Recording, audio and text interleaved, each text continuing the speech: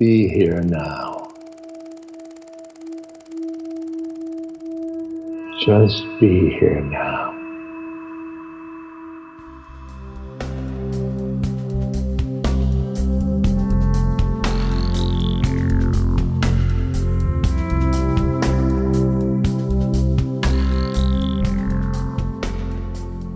Hi, Ellen. Right. I'm Hi, Raghu, Raghu. everybody. As you know, this is Mind Rolling on Be Here Now Network, and I'm welcoming Ellen, who we're just meeting this moment, literally in the moment. And so happy to have you here, Ellen. I'm so happy to be here. Thank you. Ellen, I became interested in Ellen's work because, particularly around this new book that's coming out of hers, The Anatomy of Anxiety, Understanding and Overcoming the Body's Fear Response. And you are a therapist, psychiatrist, but you are, shall we say, the kind of doctor that I'd be going to because of the holistic aspect and many of us who listen to this and are involved in other ways on the spiritual path would say that is the way that I want to roll in dealing with any issues whatsoever. So we really appreciate that. And how did you get here? First of all, just reading this book, by the way, it identifies more anxieties than I probably really would have liked to in this moment, but perfect. And as you say, throughout this book, this is what it's about: understanding and transforming, not pushing away and ignoring. So, I think from that point of view, it's a very great offering, Ellen. But here's what I usually ask people that I've never met. How did you get to the point where you knew you weren't your senses, your ego, the story you tell yourself, you weren't your habitual patterns and neurotic tendencies? What happened to help transform, give you the idea there was another reality? Let's see if I can concisely patch together a story to make sense of what has really been a long evolution. But I think usually when people ask me, how did I end up being a holistic doctor, they assume that I started out conventional and had an aha moment and was like, oh no, I've got it all wrong and let's take this approach. But that wasn't really my journey. I really started out super weirdo. And what's strange is that I found myself in conventional medical training. And so really? I was always a fish out of water. Super weirdo, though? I got to know that. I mean, I think that I didn't have the words to describe my outlook back then, but I was already a little witchy. I was already someone who paid attention to energy, who thought holistically, who was trying to always be in the gray area and understand the complexities of the human condition. And so the mismatch was finding myself in a lecture hall learning about nephrology. And so I was really a fish out of water in med school and thought many times about quitting. But I had a nascent connection to my intuition back then and had a little bit of a sense that I was supposed to stay the course. And of course, now that I have a somewhat well-developed hotline to my intuition, I'm exactly on the path that I was always supposed to be. And so I'm right where I need to be, but it was something that felt uncertain for a while. So I don't know if that answers your question. I think that I'm a seeker. I always have been. I've had really good friends around me who have asked the bigger questions, and I'm the daughter of a librarian. And so books and literature and just really delving into great thinkers asking the big questions has just been the waters I've bathed in. And I feel really lucky for that. And it enriches my life to always be seeking and asking these questions. Very great. Well, I would just to give you an example, maybe you can give one this is for me like an extremely concrete example. Like acid back in the day, or now even, psychedelics and how they do give you that other reality, at least a brief visit. But for me, it was, this is my famous story, which I won't go into detail, except that I was very young, teenager, managed to get into a club in Montreal and see John Coltrane before he left. And he played my favorite things. I went out of whatever. I didn't know what was in, but I was out of it. And that was a huge transformational moment for me, actually. And so that's a more like concrete, okay, I had an encounter that changed a lot of stuff in a moment. Yeah, I would say my first eyes wide open touch with that was actually in Bali when I was there doing my yoga teacher training. And I was around people who were just so much further down the path. And I heard them, there's this one woman, Daniela, and she would call herself a witch. And I was like, we can say that, we can own that. And there was a day when we were learning Sanskrit and we were chanting and meditating. And we had reached this climax as a group. There were probably 40 of us, and we were chanting in Sanskrit. And then an earthquake happened. And it felt so obvious that we caused this earthquake with the power of our meditation. And to me, that was, that crystallized something. But it's true that I've also found that psychedelics have really created a very beautiful path to exploring my relationship to something divine. And they've been a real gift in that process for me. Such a gift. You say something in the book about two different methods in relation to therapy, and one of them, the traditional method, I can't remember what it is. I have it marked out somewhere.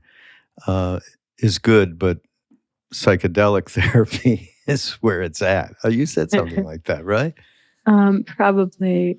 I think I sort of draw a comparison around the way psychodynamic psychotherapy talks about dreams as being the royal road to the unconscious. That's it, dreams. Yeah, yeah, that's it.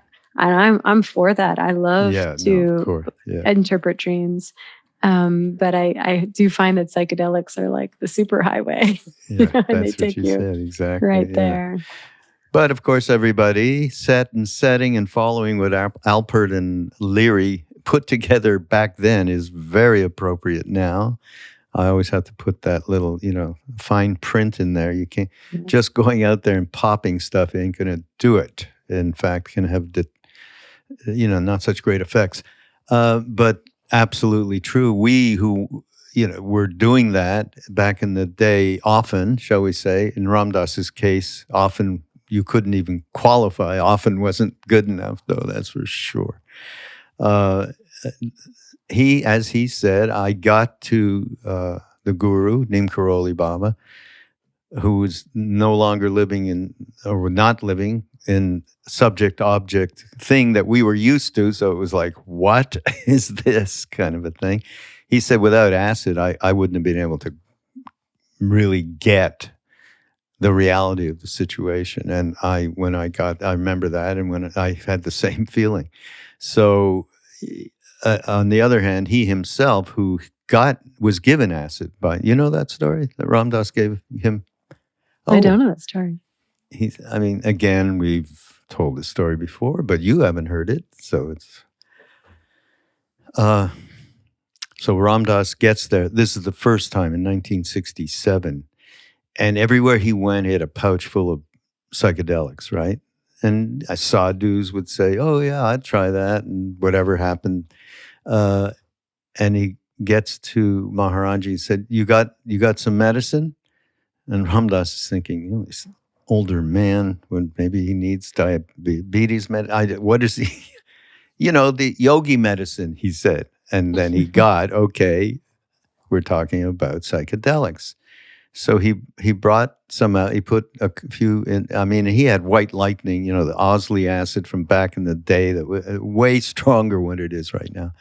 And he gave it to him, and he popped it. And nothing. There it was. Nothing happened. But when Ram Dass, this is a short version of this, when he went back to America, he thought, wait a minute now, maybe he tossed it over his shoulder and I wasn't looking. He distracted me. How do I know? He got doubt that how could someone take what ended up being, like thousands of micrograms? Okay, whatever. He just threw a bunch of them. And then he went back and he sat down. And when we came back with him at one point, he said to Ram Dass, "Do you got any more of that?" And Ram Dass, yeah. And he took a couple and he went like this, putting the pills directly on the tongue and slowly swallowing it. And then he said to Ram, "Is that the right way?" Like, he was telling him, you had a little bit of doubt here about whether I did this or not. Anyhow, at that moment, nothing happened, of course, same thing. But he said it's good for people in the beginning. But you only get to have darshan, be in the presence of Christ for a couple of hours, then you have to leave. Ultimately, better to feed and love people, is what he said. And, but that is, whenever anybody, next gen asks me about this stuff, that's what I say. Follow the set and setting Ram Dass and Leary recommended, and know that it is good for beginners, is what I have been told. And ultimately, though, it's not something to continue the way that Ram Dass did when he was with Leary and all that. Yeah, so that was that story. That's a beautiful story. I love the idea of it's better to feed and love people. And I think it is a bridge. I think about, there's a quote from a friend and colleague of mine named Will Sue, and he says, psychedelics are not just tools for healing trauma, but medicine to make spirituality palatable for our starving Western world. And I think about how there's so many ways, there's all these different ways that we're beginners right now. And I have a lot of patients, I certainly feel like it played a role in my life with this, where, if a generation or two ago, there was kind of religion forced on us, then we've seen this swing in the other direction, almost this KonMari cleanse of religion. And we've lost that through line to community and to seeking and gathering in the name of seeking and into finding meaning and purpose in our lives. And I think that that's a theme of a lot of my patients who struggle with anxiety, mental health in general, is almost to feel like, well, obviously the only right way to see this world is an atheistic lens of logic and reason and the rational. And as much as that feels correct to them, there is a coldness to that universe. And I think that I like the way that these medicines can sometimes just pull back the curtain ever so slightly and give us an experience that makes us scratch our heads. And, whether you're ready to just completely dive in and say, oh, this reveals that always, everywhere, this is divine, this experience, everything is. Or whether you're just at the point where you might say to yourself, now I'm not so sure. And I think that that's really healthy to just even live the questions. Yeah. Yeah. And I find that it's a salve for mental health struggles. Yeah. Yeah. Being curious is a big part of it all. Yeah. But let me just read a little something from the book. By the way, everybody, this has a lot of great information about, particularly about the mind-body connection related to anxiety. And you go into it, in terms of gut stuff, what we are doing to ourselves by virtue of, oh God, this just got me. Because you get after this core thing of mine. Gluten. I have to have my toast. And the way that, where is this? The way that you put it by the way, is totally understanding people like me's completely lost in neurotic shit about it. Oh my God, where is it? I am you. There's nothing I want more than pizza and a croissant. Yeah, I get it. I just want my toast, though, and I so everybody round up. Apparently, not apparently. I mean, this isn't like news, but it's pointed to. Particularly, I always knew you cannot eat bread unless it's organic. You got to start there, forget everything else, right? Yeah, that's and then you take it one step further in terms of busting me and that concept, which I'm still dealing with in that I'm like, I can't. So I got to think, what else can I do? And it's a drug. I love, that's absolutely true. Is it not? It is a drug. I mean, it breaks down into gluteomorphin, and because of the Roundup and all the other aspects of modern life, maybe even the Roundup residue in our tap water at this point, many of us have intestinal permeability or leaky gut. So these gluteomorphin molecules are getting into our bloodstream. They're lipophilic. They cross the blood-brain barrier. They act on our opiate receptors in our brain. But I want to push back on my own pushback for a minute and just say that we're all so different. And, if in a vacuum, I do think that certainly conventional American wheat sprayed with Roundup is not doing anybody any favors. Some people do okay with it. Some people really don't. And I think there are mitigating strategies like eating long fermented organic sourdough. And I also think that sounds like the joy and pleasure and sustenance you get from toast potentially offsets the downsides of these molecules themselves. And I think really at the end of the day, mindset, pleasure, even just an energetic relationship to how we're nourishing ourselves and how we trust in our bodies can overpower the molecular reality. So maybe you stick to your toast, but if you're struggling, it's something to look at. Oh, thank you so much, Ellen. You've saved me. Try. Oh, God. But let me read this little thing because it points to so much of the core of the book. So whether it's the consequence of our habits or a missive from our inner psyche, anxiety is not the final diagnosis, but rather the beginning of our inquiry. I mean, this is such an important premise because for me, it's like, don't be pushing shit away. You've got to find a way to be friends and invite in. It's I have a great friend, Lama Tsultrim Alioni, who's just absolutely wonderful, Western Lama, who wrote a book all about befriending demons, inviting them in and hanging with them and making yourself a comfort zone around it, which you talk about in a different way. And absolutely the same thing, though. Anxiety is not what's wrong with you. It is your body and mind fiercely alerting you to the fact that something else is wrong. It is evidence that there's something out of balance in your body, mind, life, or surroundings. And with curiosity and experimentation, you can work towards putting these elements back into balance. And the path forward begins with identifying the root cause, whether it's a result of an everyday habit or a sense of profound unease or both. But working towards putting elements back into balance is actually why Mind Rolling exists. The podcast is, as much as I can share, that's what I'm interested in. That's the only thing I'm interested in sharing.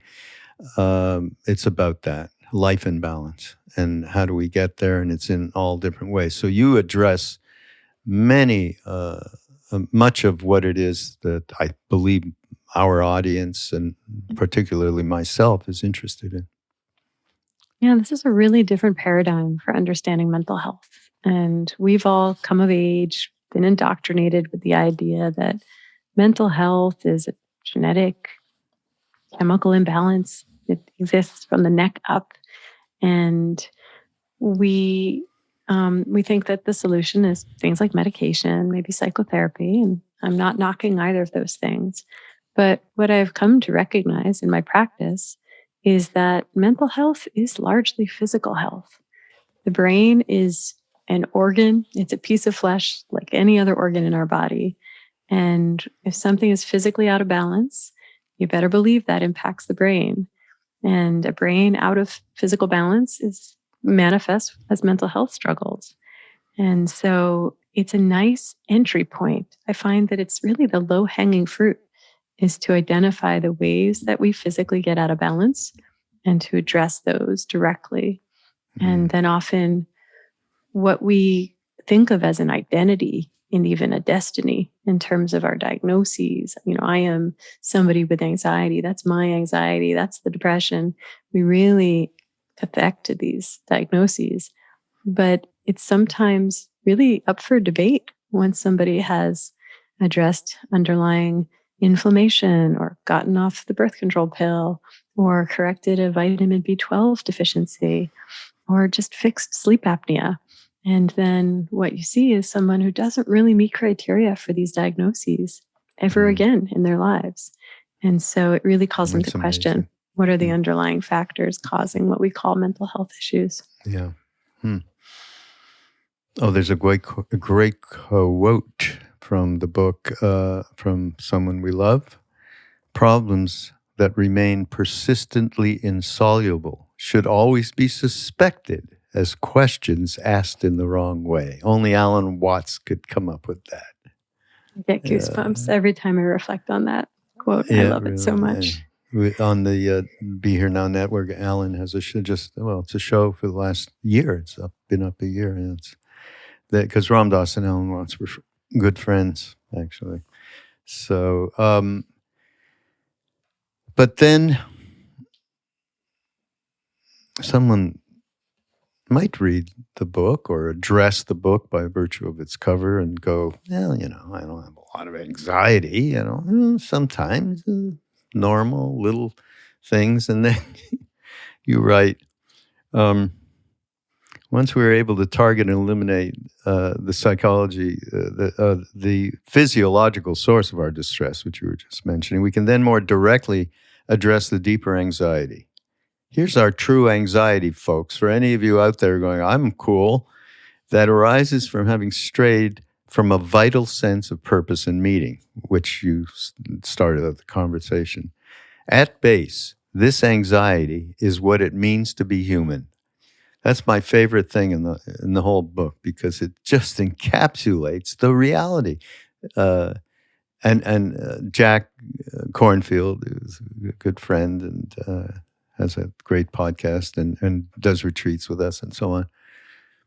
Constantly, the mantra is, it's okay to be human. It's okay.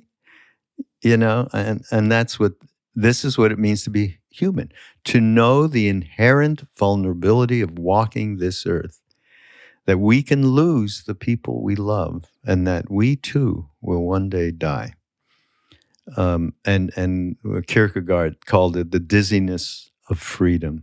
I never heard that, and I'm in love with that.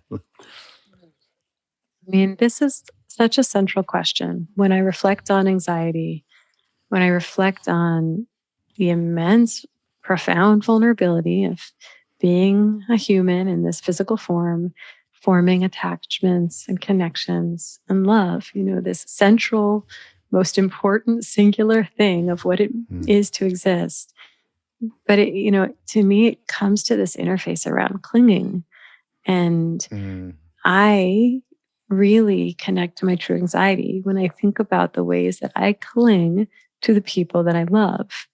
And I think that it's okay to be human. It's okay to feel that vulnerability. It's certainly appropriate to be overcome with immense grief when we lose people that we love. And I also think that there is space to reflect on whether perhaps something far beyond our comprehension is happening here.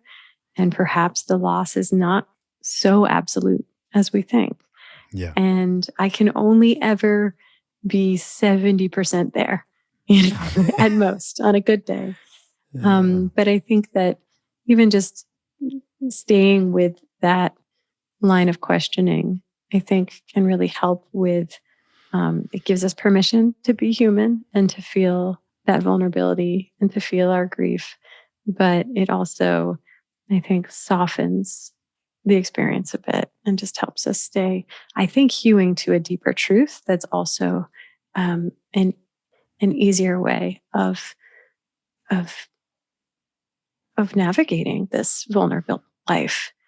And I think that that's, I was listening to one of your episodes, and I think it was Thich Nhat Hanh who said, and someone was quoting him, that, if I'm not here, I'm still here. And we can come up with all kinds of ways of really demonstrating how true that is. And I think that that's where I really stay curious, is all the ways that the loss is not absolute. Mm. One of the best teachings that I quote a lot of from Ram Dass was, as humans, we can live on more than one plane of consciousness at the same time. And that's addressing exactly that. So yes, there's grief when we lose somebody. Did we not love that person? Did that person not love us? And we had an unconditionality to it. It wasn't about a business give and take. Yes, well, then that does not go anywhere. Absolutely does not. And all we need is a little bit of healthy, all we need.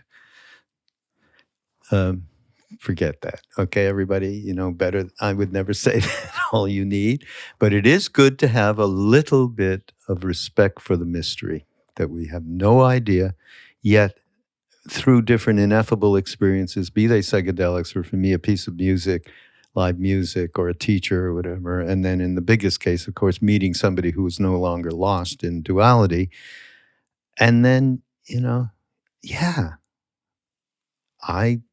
anything could be. Absolutely anything could be. And based on that, trust.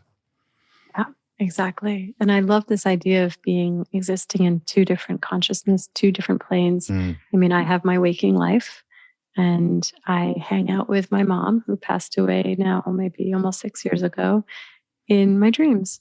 And that's where we hang out. And they're both equally valid, my lives. And I think it's Ram Dass's words. I think I thought about this so much when I lost my mom, is a love that transcends time and space. Yeah. It's not contained or limited to the physical form. Yeah, exactly. Now, some of the things that come up that are the basic perspective, I think, is really important, what you're giving people and what you're suggesting. You say, instead of asking, how can I stop feeling so anxious?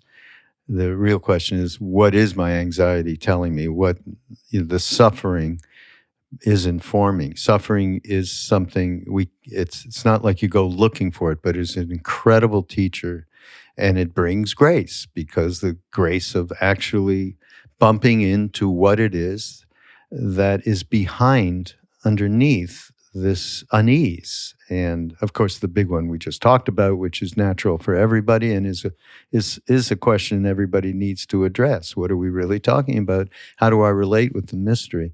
But talking about instead of fearing and fighting, true anxiety, and how you would advise people on that level.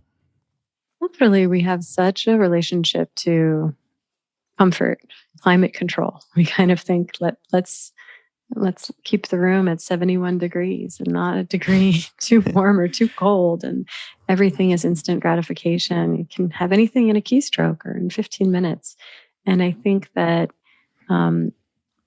we think of anxiety as a nuisance. We pathologize it. We want to medicate it away. We want it to go away. And I think that I'm on board with the false anxiety, the avoidable anxiety, that anxiety that's caused by physical states of imbalance. I see no problem with eliminating that. I don't think it serves us. But the true anxiety that has nothing to do with whether or not we're eating gluten-free or decaf coffee, it's really our true north. It's a compass, an inner compass. And we don't want to medicate that away. We don't want to miss out on that message that's here in a very loving way to nudge us back on course. And I think that this modern life gets us so off our paths, pulled in all these different directions that are actually out of alignment with our fundamental human needs and the contribution I think we're here to carry out. And so I think our true anxiety is here to tap on our shoulder gently in a sort of a whisper at first and telling us, something here is not right. And our anxiety knows that we know it, but we do steamroll over it most days. And if we can slow down and tune in, have any practice for staying with it and staying curious about it, our true anxiety is here to give the message about where we're out of alignment, where we're off course, and how to then use that anxiety, not as a nuisance or a state that we want to get rid of, but really as an energy that can fuel our actions to make sure that we're taking steps accordingly, course correcting and carrying out our contribution. I was just thinking about, I find people, including myself, I've done a lot of mindfulness practice over the years. So the good part about that is if you can step back and you're not judging, you're not doing anything, but you can clearly see the self-motivations, et cetera, et cetera. And then also see indulging, which I see a lot of people do. In other words, something comes up, a thought happens that creates this tremendous discomfort, a worry about a future thing or a worry about something that happened in the past that one is, shall we say, not very proud of. But there's a trip that happens when the thought comes up, the body then reacts. And that's, very much what happens with most of us all the time. Then there's the indulgence part. And I don't know, how you've seen this in practice or not in your practice. But people, Sharon Salzberg calls it piling on. You have one thought, that's one specific thing, a worry of some sort, that seems to be, oh, good, now we can really dump every piece of bullshit and pattern that we've had. We're going to dump it in there and make this thing very big, the mole into a mountain. And I think being aware of that happening is extraordinarily important to be able to cut that off at the path, which is, again, invite the demon in and say, yeah, that's great. Let's hang out for a bit, but then you got to go. You can have a cup of tea. Yeah, I think that the pylon, I haven't thought about this directly, but just to reflect on it in this moment, I think it pertains to the fact that it's pent up. I think that sometimes when we do have that initial thought, something that elicits shame or some future tripping idea, it opens the floodgates. And then there's a lot of pent up thoughts that we keep just out of our awareness. And I think that so much of modern life, I think we're really blocked from having the release that we need on a day-to-day basis. I have a 6-year-old daughter, and it's not my favorite thing when she has a meltdown. But I also stand back and recognize that this little human is learning language and reading and social dynamics, and her exhausted brain at the end of the day just needs a release. And it happens in the form of a meltdown. And it's really inconvenient, but it is the wisdom of her body giving her something so needed. And I think of adults, we're so socialized to hold it together. And I think we're missing these releases. I think that the sisters Nagoski, Emily and Amelia Nagoski, in their book, Burnout, really popularized the idea of completing the stress cycle. That when you see an animal go through an acute life or death stressor, afterward, they shake, they reset their nervous system, they discharge the adrenaline, I like that Maya just perked up her head. Do we? Is that what animals do?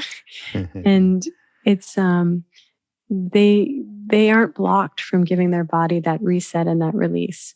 But we sit through our lives and accumulate so many stressors, and it doesn't feel appropriate to shake or cry or stomp or melt down. And so we just have so much pent up.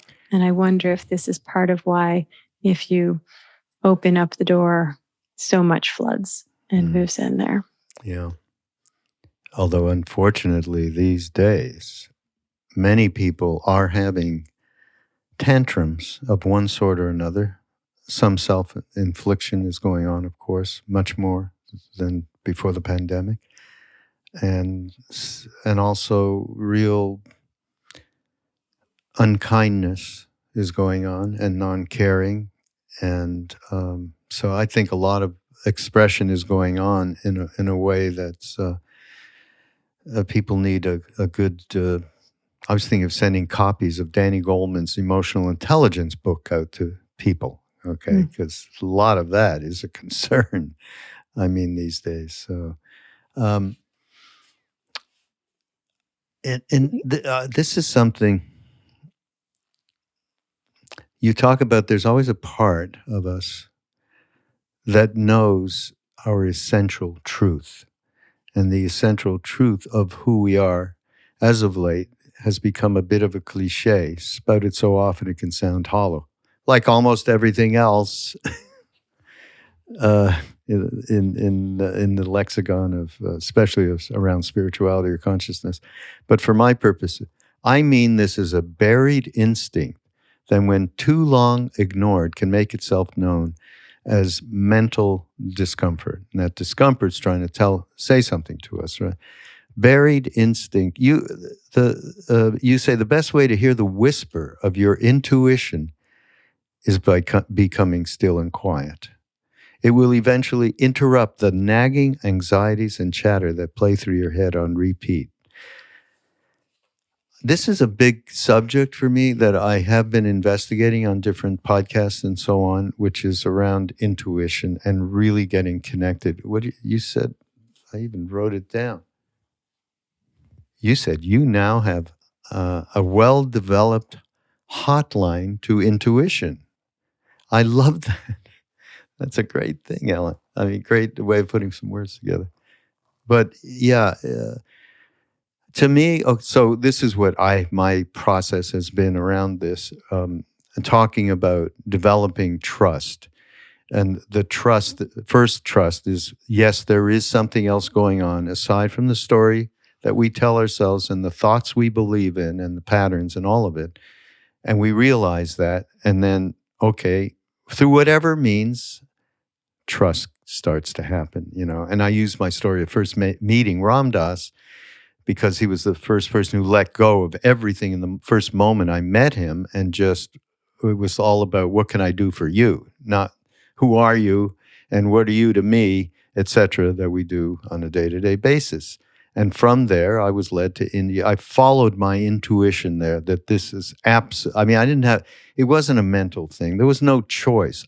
Absolute knowing, experiential knowing that I needed to follow him off to India and meet who he's talking about. But I think this is the most important thing, is for people to, once they realize that there is a way to trust what you are talking about, the deepest part of ourselves. And once we realize that, and that we create a trust that really does connect us with the deepest part of ourselves, call it intuition, guide. Ramana Maharshi, the great Indian saint, said, God, Guru, Self, one, right here. So, can you talk about that? Yeah.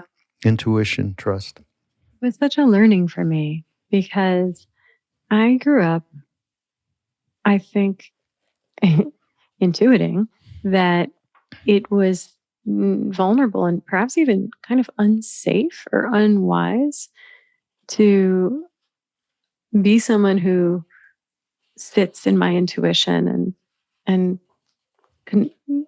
lets that guide me.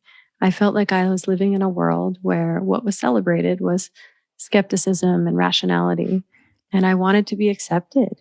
I thought of it as the boys' club. I didn't want to be seen as irrational or sensitive. I had a sort of self-loathing misogyny about that. And so I wanted to be someone who was good at math and really rational. And so I really suppressed my connection to my intuition for a long time. And I think about the Taoist concept of the yin yang, and it's, it's a dynamic equilibrium between these two aspects, this masculine aspect of action and productivity and doing, sun energy, and the feminine aspect, the non-doing, the receptive, the rest. And I think that the problem is that our culture is obsessed with yang, and that's really all we value and celebrate.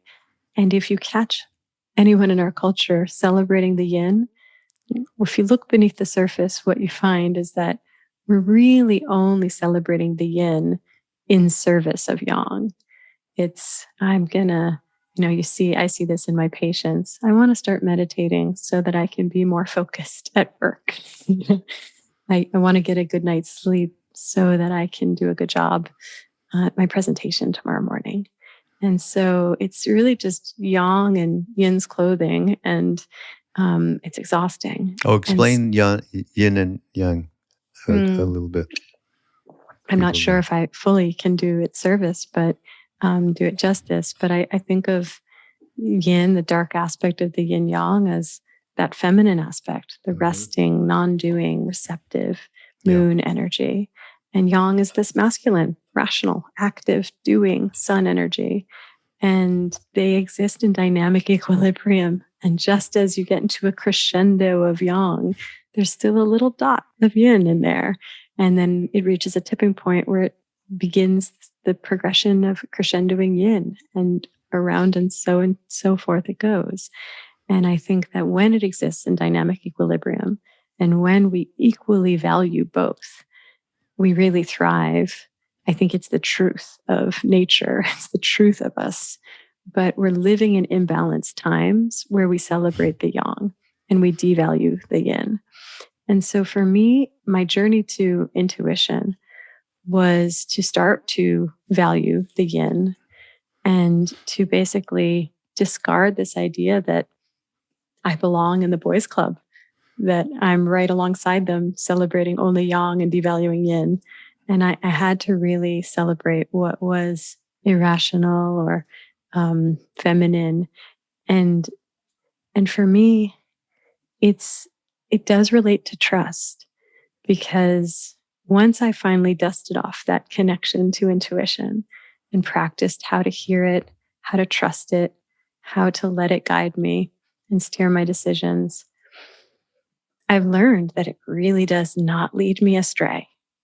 And in those moments when I want to flirt with despair or conceive of this universe as a cold, senseless place, I come back to the fact that I have this connection to intuition and that I've experienced this golden guidance that's created nothing but more beauty and love and connection and purpose and expansiveness in my life.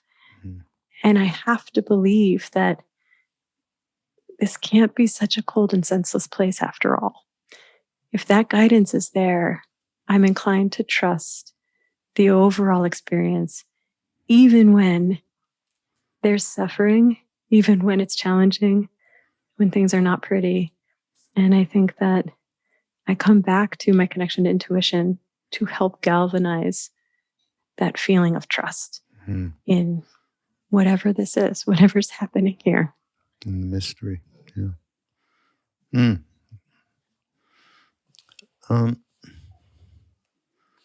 I think we absolutely should get a little bit more emphasis on the body-mind connection, because it's really central to this book that you wrote. I'll let this take you. This is a real and very well. I mean, you have so many sources here. This must have taken a little bit to get this book done. It was a labor of love. I Yeah. did it for the most part also while being patient and Really, raising my daughter and existing in a pandemic. But I had a lot of help. I had a collaborator who really made sure that I was keeping things organized and structured in a way that made sense. It was critical. And those references, I had a lot of help from my husband, who was kind of my de facto research assistant. So it's always a team effort, it's always so many people involved with birthing this kind of baby. Yeah. So here's okay, this got me very anxious, actually. We are, in the end, this is a quote from a woman named Susanna Callahan from Brain on Fire. I never heard that. That sounds like interesting. I should maybe read. We are, in the end, a sum of our parts. And when the body fails, all the virtues we hold dear go with it. Okay, that's probably, if you want to list any of, my anxiety high point, that would be it right there. I read that and I went, oh, Jesus, God, yeah. I mean, it's, can we talk about that for a minute? Yeah, I think her name is actually, it's different than you expect. It's Cahalan. Cahalan. It tricks the eye every time. Oh, yeah. I'm sorry. No, that's okay. Susanna. For her, yeah. Yeah. I think that, the way you bring it up now, it catches me a little bit off balance, because I think of this as such a liberating and empowering view on mental health, rather than seeing it as a chemical imbalance that's genetic, that's a destiny, that can really only be treated with medication. I want to empower people to see that so much of mental health is based in the physical body, and that's easier to address, and it can change. And so we can keep the physical body in a state of better balance, and mental health improvements follow. And I think that the anxiety you're bringing forth, which is very fair, is that sometimes, in spite of our greatest efforts, the body fails. Not sometimes, it will. It will. It does. We will. age, and it's an imperfect machine. And I think maybe the message is too harsh in that respect, because not all of our virtues fail as our body does. In many ways, I've been thinking about this a lot lately. As our bodies fail, it actually expands our capacity for empathy, and we gain virtues. We gain the ability to connect with other people that are struggling. Yeah. You say this, I'm sorry to interrupt, but it just lit up the reality that was Ram Dass. He almost died from a stroke. He lived for 22 years or so, and basically became who he was pointing to when he had the gift of gab. I mean, he was incredible.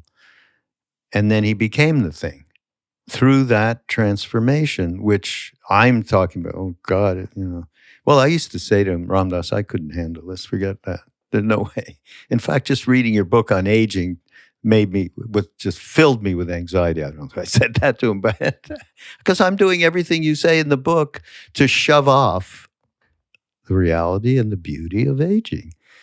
And he laughed. We had a good time around that. But that's what happened to him. What you just said is exactly what his whole life transition was about.